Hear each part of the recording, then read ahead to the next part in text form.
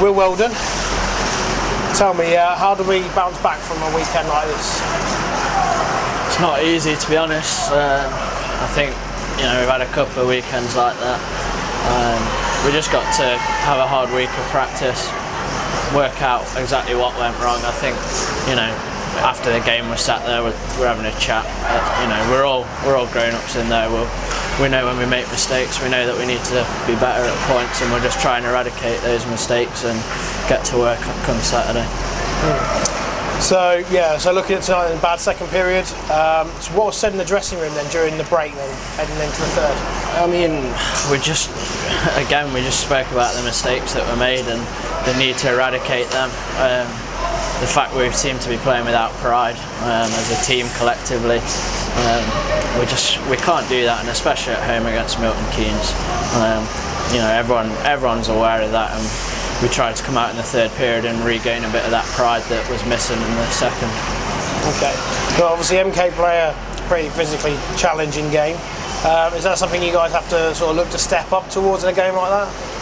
I mean, to be honest, I think we dominated the first period when it came to the physical side of things. We weren't shy. We didn't want to back away from it.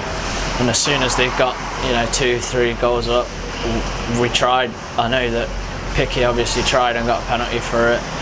I've asked a couple of guys, Whitey's asked a couple of guys, and they don't want to know, and I can understand why they don't want the momentum to swing back to us. But that's something that we've got to try and bring to the games like that. And of course they carry a few ex-Phantoms as well, like Tom Carl and Jordan Cowney, obviously Stephen Warren in net as well. Does knowing their game sometimes help as well, or does, I guess vice versa as well? I don't know, to be honest. My answer would probably be no. There may be certain scenarios, with a goalie, you might know a weaker spot, but to be honest, they're all three of them good players. I mean, just because we know them, it doesn't mean we can exploit them. But anything we do know, if we have any ideas, we might try it out. But no, I wouldn't say it really helps. Okay, just glancing back at last night, just briefly as well, were Basingstoke, 6 goals better than Phantoms?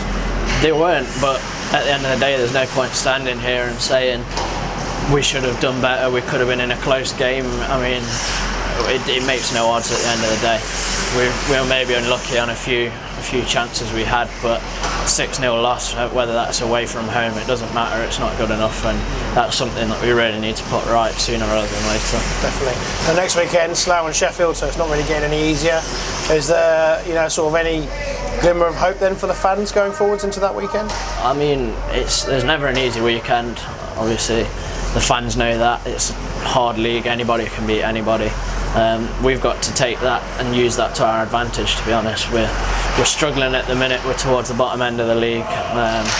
Any team we can beat them, we know that deep down. It's just finding the fight, finding the willpower, and just getting that confidence, to be honest. I mean, it's hard to sit here and say that the fans should stay with us and things. After a performance like that, I know if I'd paid however much to get in and watch the game, I'd be disappointed. And I mean, I'd like to thank the fans for staying with us, and I just hope that they can continue to do so. Okay, well, Will, thanks so much for speaking to us. Okay, Tune up for the week. Thanks a lot.